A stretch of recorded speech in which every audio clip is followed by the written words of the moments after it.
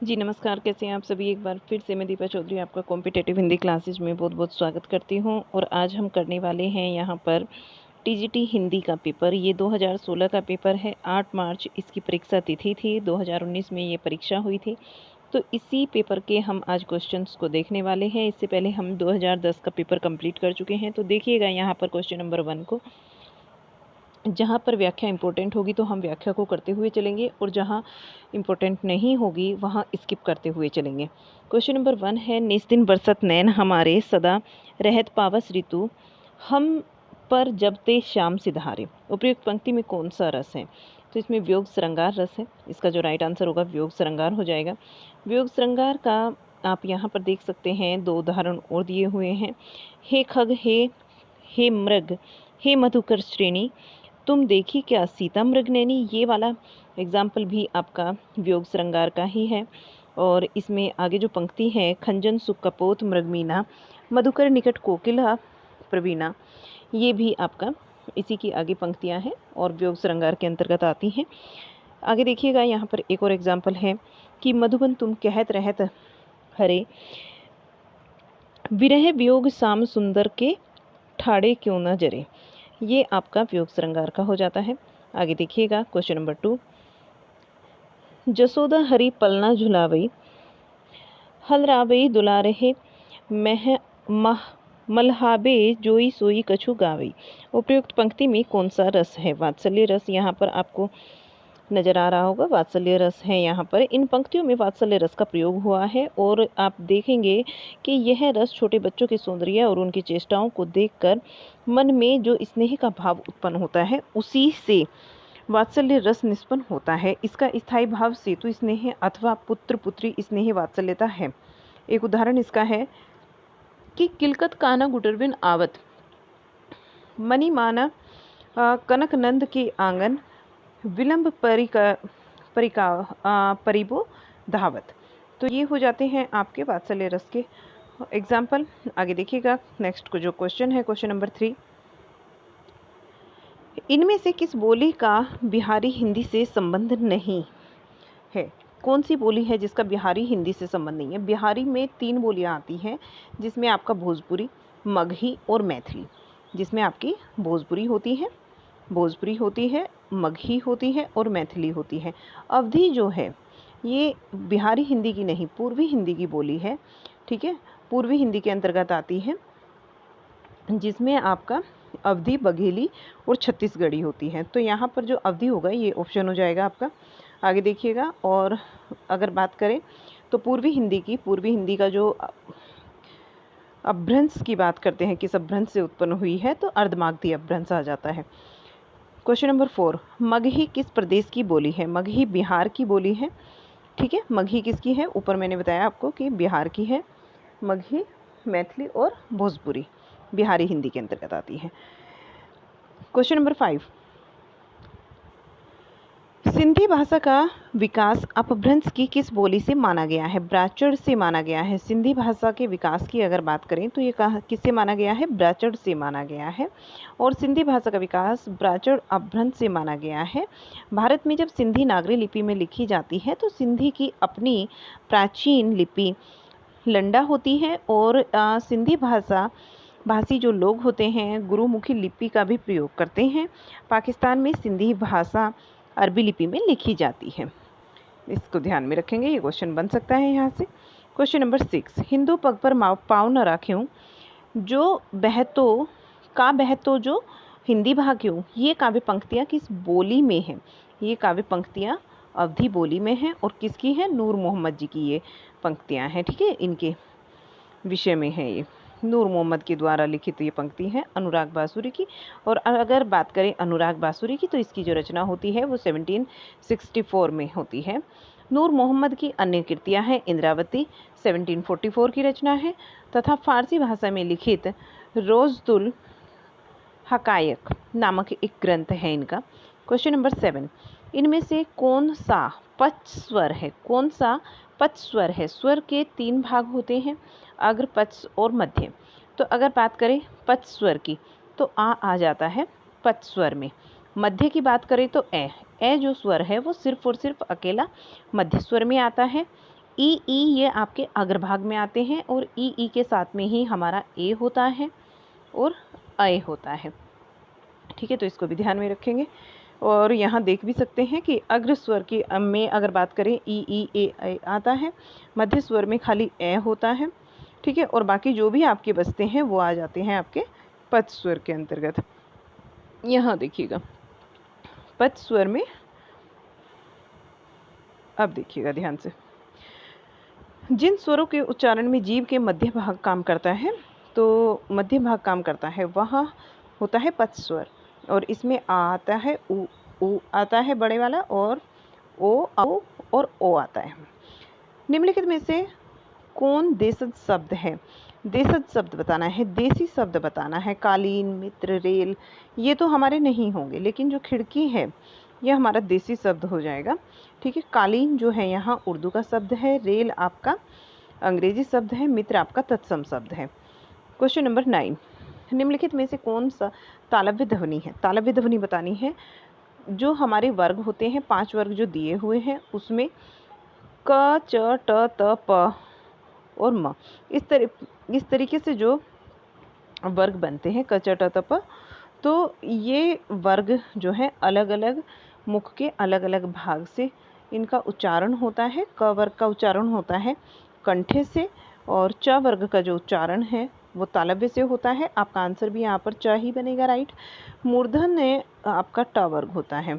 ठीक है, और दंत्य की बात करें तो त वर्ग आपका, और ओष्ठ्य की बात करें तो प वर्ग आ जाता है। और इसमें अब स्वर को भी डिवाइड कर दिया गया है।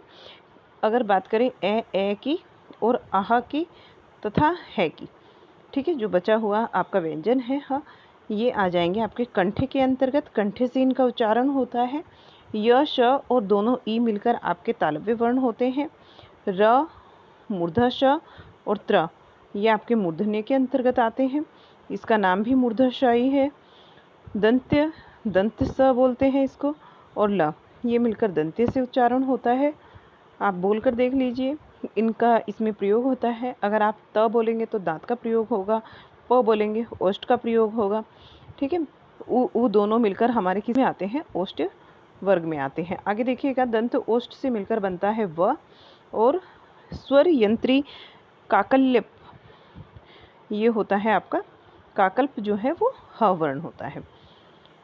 इनमें से कौन सी लिपि नहीं है? लिपि जो नहीं है वो बताना है। देखिए, अरबी ये आपकी लिपि है, देवनागरी भी लिपि है, गुरुमुखी भी है, लेकिन जो अंग्रेजी है ये भाषा है। अंग्रेजी भाषा की जो लिपि होती है वो रोमन लिपि होती है। छ ध्वनि का उच्चारण स्थान है। छ ध्वनि, च, छ, तो हमें अभी पढ़कर आए हैं कि छ ध्वनि जो है वो च वर्ग के अंतर्गत आती है, तालव्य वर्ण होगा। यहाँ जो आंसर बनेगा आपका क्या बनेगा? तालव्य वर्ण बनेगा। उसके प्राण सूख गए वाक्य में प्राण का वचन निर्धारित कीजिए। प्राण जो है वो हमेशा बहुवचन में होता है। बहुत बार ये क्वेश्चन रिपीट हुआ है। प्राण जो है वो बहुवचन में होगा। आगे देखिएगा, सज्जन का संधि विच्छेद क्या होता है? सत धन जन व्यंजन संधि का ये उदाहरण है, और सत धन जन इसका राइट आंसर होगा आपका।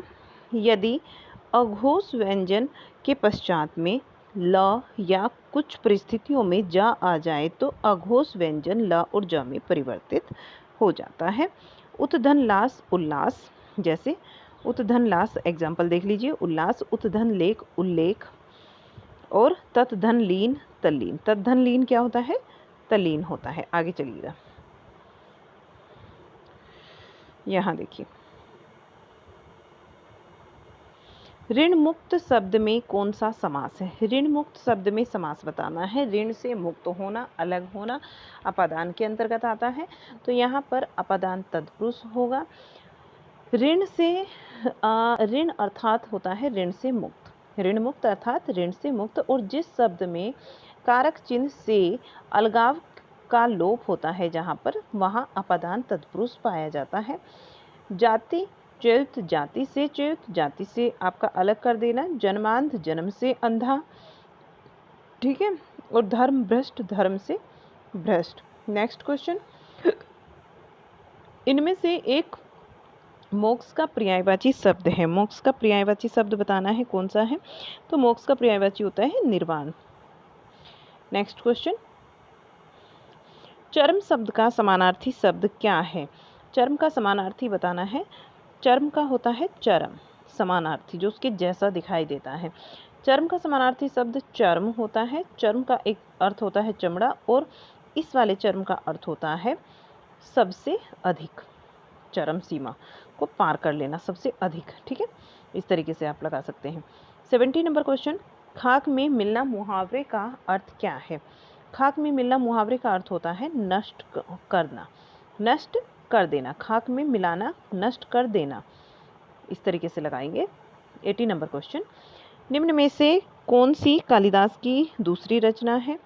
कालिदास की दूसरी रचना है अभिज्ञान शाकुंतलम। पहली कौन सी है? ऋतु संहार। पहली रचना का नाम क्या है? ऋतु संहार। और दूसरी रचना है इनकी अभिज्ञान शाकुंतलम।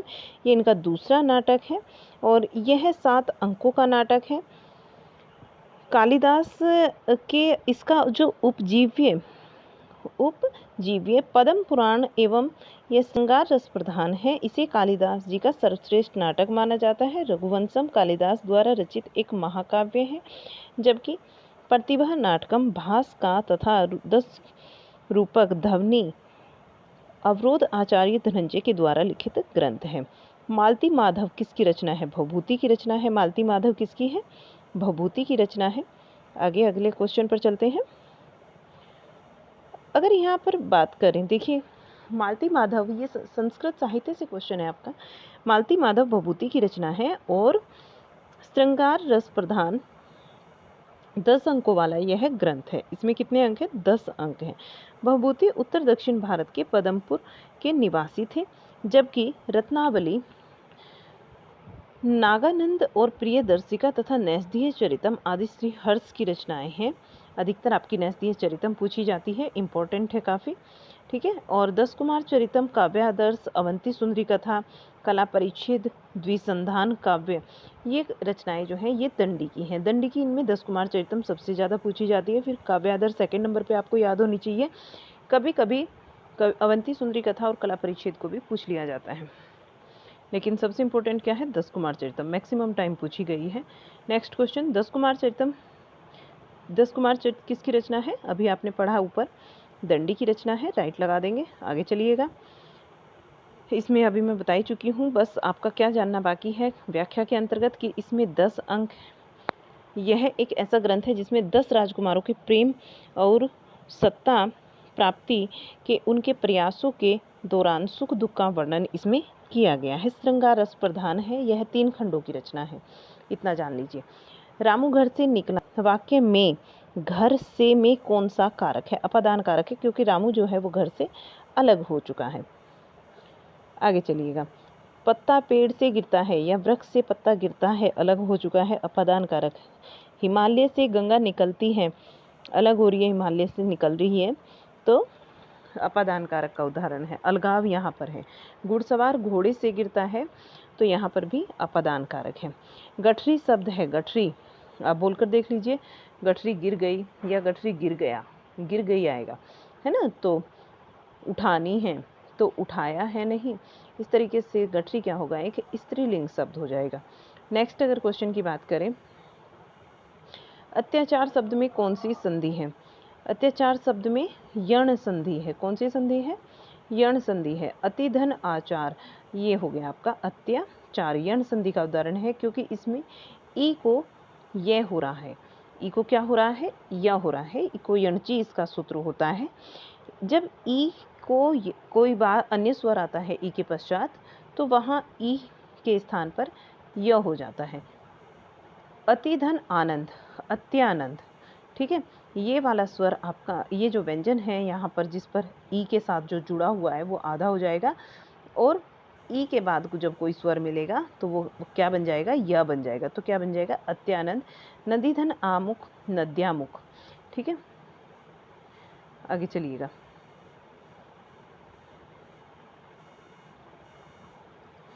चलिए यहाँ पर क्वेश्चन नंबर 24, उत्तर दक्षिण में कौन सा समास है? उत्तर दक्षिण में द्वंद्व समास है, ठीक है। एक योजक चिन्ह से भी आप इसकी पहचान कर सकते हैं। उत्तर दक्षिण, यहाँ पर योजक चिन्ह से भी आप पता लगा सकते हैं कि कौन सा समास है। द्वंद्व समास है। और इसी तरीके से अन्य जो आपको शब्द दिखेंगे, माँ बाप दिख जाएगा, दाल रोटी, स्त्री पुरुष, जीवन मरण, पाप पुण्य, सुख दुख, इस तरह के जो शब्द होते हैं जो योजक चिन्ह के साथ में जुड़े होते हैं, वह 99% आपका क्या होता है, द्वंद्व समास होता है। समास के वीडियो में मैंने आपको समझाया भी है। आगे देखिएगा, रामः रावणम मरार में कौन सा लकार है, लकार बताना है आपको, ठीक है। लिट लकार यहाँ पर है, यहाँ कौन सा लकार होगा, लिट लकार होगा। वाक्य में लिट लकार का प्रयोग हुआ है। क्वेश्चन नंबर 26, मति शब्द के रूप में कौन सी विभक्ति है। मति के रूप में बताना है, मति, मत्य, मति, मतो, मत्य, इस तरीके से। तो यहाँ पर आपकी प्रथमा विभक्ति है, प्रथमा विभक्ति का रूप है।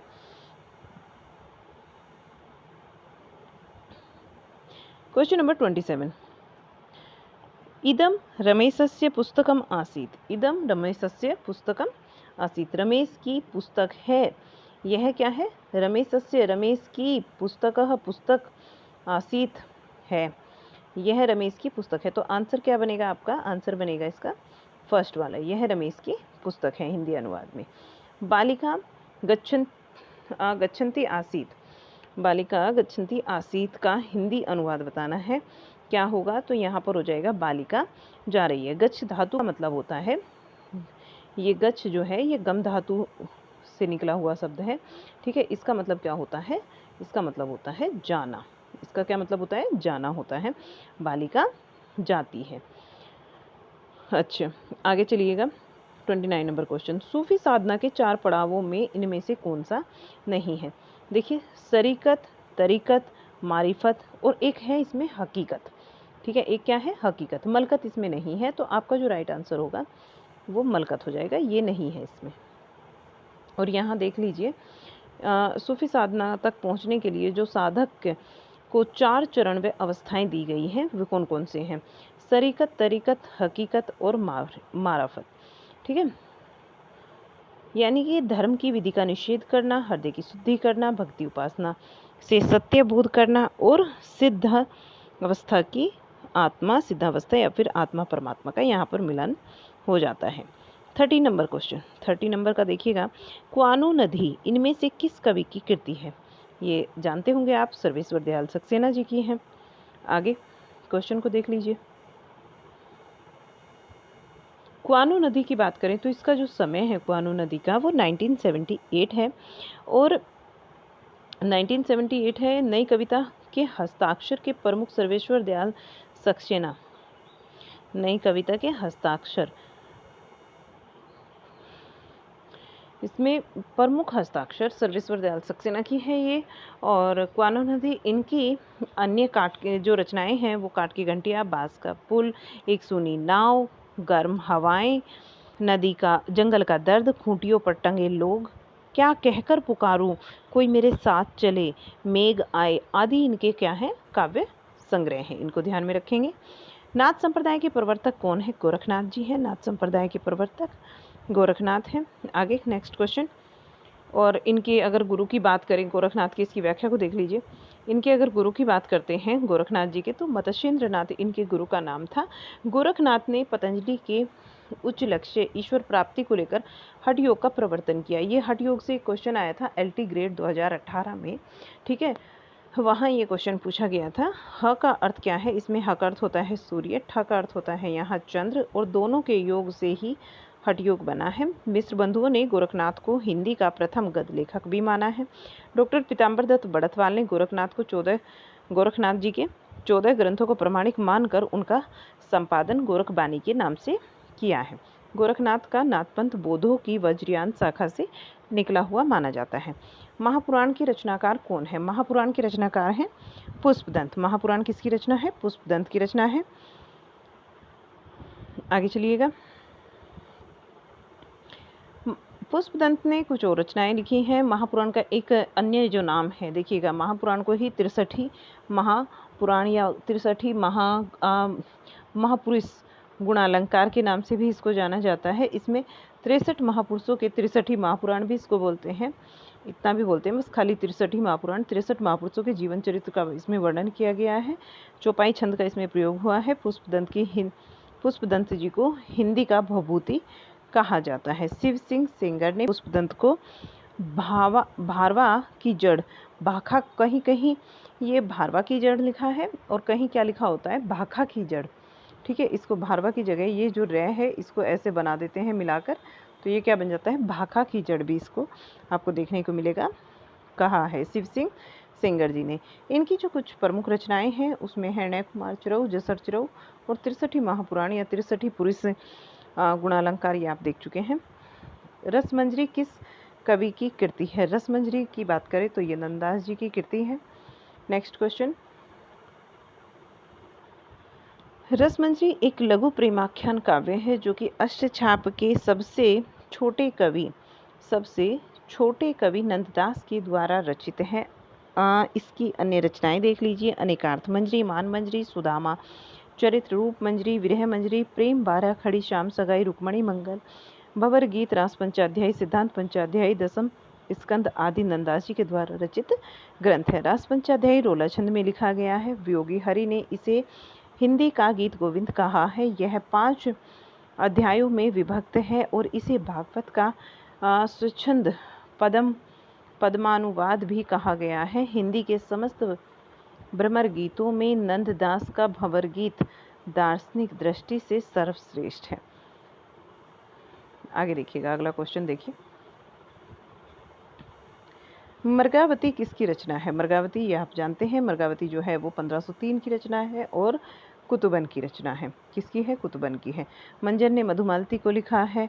मुल्ला दाऊद की चंदायन है। ठीक है, और आगे देखिएगा यहाँ पर क्या आपके लिए इम्पोर्टेंट है। मृगावती जो है ये 1503 की रचना है कुतुबन की। यह अवधि भाषा तथा दोहा चौपाई छंद में लिखित सूफी काव्य परंपरा का प्रमुख ग्रंथ माना जाता है। आचार्य रामचंद्र शुक्ल ने इसे सूफी या फिर प्रेम मार्गी शाखा की प्रथम रचना या प्रथम कवि तथा प्रोशोता माना है। कुतुबन चिश्ती वंश की शेख बुरहान की शिष्य परंपरा एवं जौनपुर के बादशाह हुसैन शाह के आश्रित कवि थे। मृगावती के चंद्रनगर के गणपति देव के राजकुमार तथा कंचन, मृगावती क्या है? मृगावती में जो चंद्रनगर है, चंद्रनगर के गणपति देव थे, उनके राजकुमार का वर्णन किया गया है तथा कंचनपुर की रानी रूप मुरारी की कन्या मृगावती, इन दोनों की प्रेम कथा का वर्णन किया गया है। गणपति देव के राजकुमार और रूप मुरारी की कन्या मृगावती का। नेक्स्ट क्वेश्चन, भ्रमर गीत का उपजीव्य ग्रंथ कौन सा है? श्रीमद् भगवत पुराण। कहाँ से लिया गया है भ्रमर गीत? श्रीमद् भगवत पुराण से लिया गया है।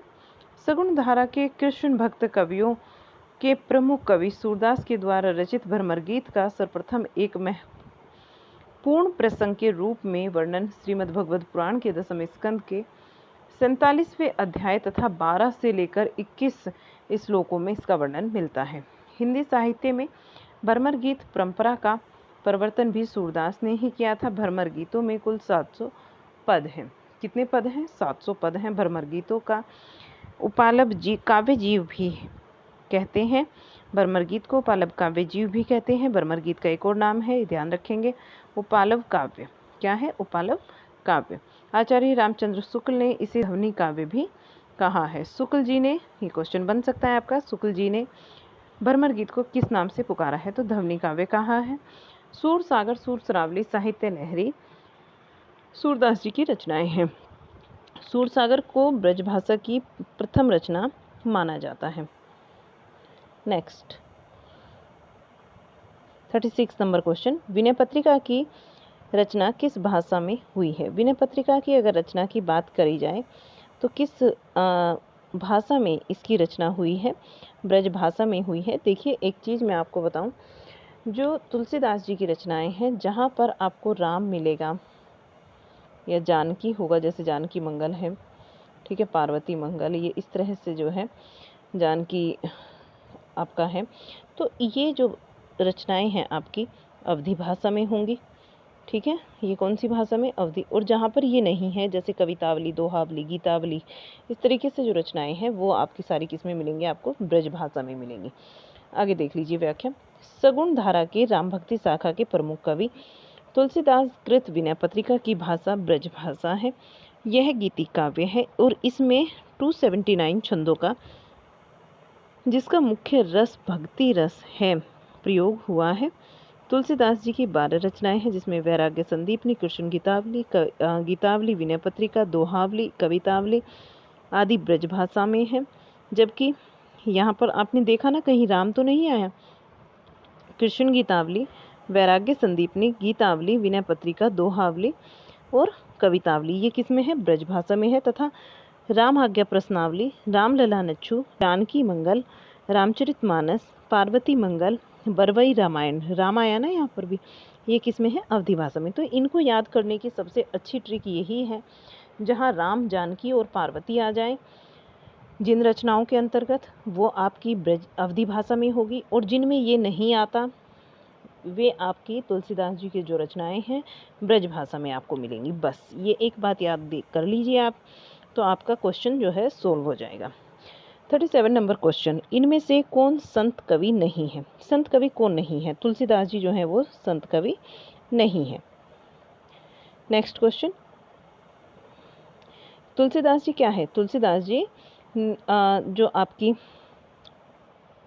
संत कवियों में तो आपका जो नाम आता है, मलुक दास आता है, कबीरदास, सुंदरदास, इनका नाम आ जाएगा, और ये है आपके राम भक्ति शाखा के कवि।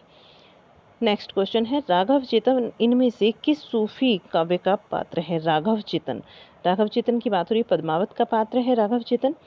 सूफी काव्य, राघव चेतन सूफी काव्य जो आपका पद्मावत है, पद्मावत का है। पद्मावत किसकी रचना है? मलिक मोहम्मद जायसी जी की रचना है, और 1940 में इसकी रचना होती है। इसके जो अन्य पात्र हैं उसमें रतन सेन आ जाता है, पद्मावती, हीरामन तोता, नागमती, अलाउद्दीन आदि प्रमुख हैं। पद्मावती की अगर बात करें तो 1940 का इसका टाइम है, पद्मावत का टाइम 1940 और भाषा इसकी अवधि है। दोहा चौपाई शैली में ये लिखा गया ग्रंथ है। जायसी की अन्य रचना या कृतियाँ पद्मावत, अखरावट, आखिरी कलाम, चित्ररेखा, कहरनामा, मसलनामा, कहानावत आदि हैं। आचार्य रामचंद्र शुक्ल के अनुसार पद्मावत की कथा का पूर्वार्ध कल्पित, उत्तरार्ध ऐतिहासिक। विजय देव नारायण शाही ने पद्मावत को हिंदी में अपने ढंग की अकेली ट्रेजेडी कहा है। किसने कहा है? ये ध्यान में रखेंगे, विजय देव नारायण शाही ने कहा है। नेक्स्ट क्वेश्चन, कुतुबन के द्वारा रचित ग्रंथ का नाम। दोबारा ये क्वेश्चन आया है, तो ये क्या है? मर्गावती है। हंस जवारी आपका बताना है किसकी रचना है, और आपका मधुमालती यमंजन की हो जाती है, चंदायन मुल्ला दाऊद की हो जाती है। ठीक है, हंस जवारी का क्वेश्चन आपके लिए है, आप बताना मुझे किसकी है, फिर मैं बताऊंगी आपको। ठीक है, और यहाँ देखिएगा 40 नंबर क्वेश्चन, राम भक्ति शाखा में रसिकोपासना का समावेश किसने किया है? राम भक्ति शाखा में जो रसिकोपासना है इसका समावेश किया है अग्रदास जी ने। राम भक्ति शाखा में रसिकोपासना का समावेश अग्रदास ने किया है। और हाँ, यहाँ पर देखिए, स्वामी अग्रदास ने राम भक्ति शाखा परंपरा में रसिक भाव को समावेश कर रसिक संप्रदाय की स्थापना की, और अग्रदास ने अपनी गद्दी जयपुर के पास रहवास में स्थापित किया है। इसको रसिक संप्रदाय में इन्होंने अगर अली नाम से रचनाएं की हैं, इनको अगर अली के नाम से जाना जाता है। स्वामी अगर अली के द्वारा रचित जो रचनाएं हैं, ध्यान मंजरी, हितोपदेश और उपरवाणा बावनी, ध्यान मंजरी, कुंडलिया और अष्टयाम, रामाष्टयाम आप कह सकते हैं। मदनाष्टक के रचयिता का क्या नाम है? रहीम की रचना है मदनाष्टक। किसकी रचना है? रहीम की है, रहीमदास जी की। मदनाष्टक खड़ी बोली भाषा में रचित, जिसके रचयिता रहीमदास जी हैं। इसमें कृष्ण की रासलीलाओं का वर्णन है, और रहीमदास का मूल नाम अब्दुल रहीम खान खाना था। रहीम की रचनाएं दोहावली, नगर शोभा, श्रृंगार सोठा तथा बरवई नाई का भेद है। रहीमदास ने संस्कृत, फारसी, हिंदी मिश्रित भाषा में खेतकोतुकम जातकम नामक एक ज्योतिष ग्रंथ की रचना की है। बरवई नाई का भेद अवधी भाषा में लिखा गया रीति निरूपक ग्रंथ है। इसकी रचना संस्कृत के भानुदत्त की रसमंजरी के आधार पर हुई है। 42 नंबर क्वेश्चन, केशव दास को किस वर्ग में रखना समीचीन होगा? केशव दास जी जो हैं वो रीतिबद्ध कवि के अंतर्गत आएंगे। रीति सिद्ध में बिहारी आते हैं, और रीतिबद्ध इसमें जो रीति मुक्त कवि हैं आपका घनानंद, बोधा, आलम, ठाकुर देव ये आते हैं। नेक्स्ट जो क्वेश्चन है आपका वो देख लीजिए। क्वेश्चन नंबर 43, शिवा बावनी के रचयिता का क्या नाम है? शिवा बावनी के रचयिता बताना है। भूषण यहाँ पर शिवा बावनी के रचयिता हैं। वीर रस में रचित शिवा बावनी ग्रंथ के रचनाकार भूषण है और भूषण शिवराज भूषण एक छत्रसाल दशक भूषण की अन्य दो रचनाएं हैं। शिवराज भूषण अलंकार संबंधी ग्रंथ है। यह 500 अलंकारों तथा 284 छंदों में वर्णित है, जबकि शिवा बावनी में शिवाजी की कीर्ति और छत्रसाल दशक में छत्रसाल बुंदेला का यशोगान भी किया गया है। भूषण की समस्त रचनाएं मुक्तक शैली में लिखी गई हैं। नेक्स्ट क्वेश्चन 44 नंबर क्वेश्चन, और इस पार्ट के अंतर्गत हम 50 क्वेश्चन रखेंगे। नेक्स्ट जो क्वेश्चन है आपके 75 क्वेश्चन बचते हैं, क्योंकि 125 क्वेश्चन इसमें टोटल हैं, वो मैं सेकंड पार्ट में आपको कराऊंगी। आज ही अवेलेबल करा दूंगी आपको सेकंड पार्ट भी, ठीक है। ऐसे करेंगे तो क्लास ज़्यादा बड़ा हो जाएगा, फिर आपको देखने में दिक्कत होगी। देखिए क्वेश्चन नंबर 44, भारतेंदु युग का एक अन्य नाम क्या है? पुनर्जागरण काल। भारतेंदु युग का एक अन्य नाम है पुनर्जागरण काल। किसने कहा है? डॉक्टर नगेंद्र ने इसको कहा है, पुनर्जागरण काल नाम दिया है। यहाँ पर देखिएगा, भारतेंदु युग को पुनर्जागरण काल के नाम से जाना जाता है। हिंदी साहित्य में आधुनिक काल नाम सर्वप्रथम आचार्य रामचंद्र शुक्ल के द्वारा दिया गया है। रेनेशो नवजागरण या पुनर्जागरण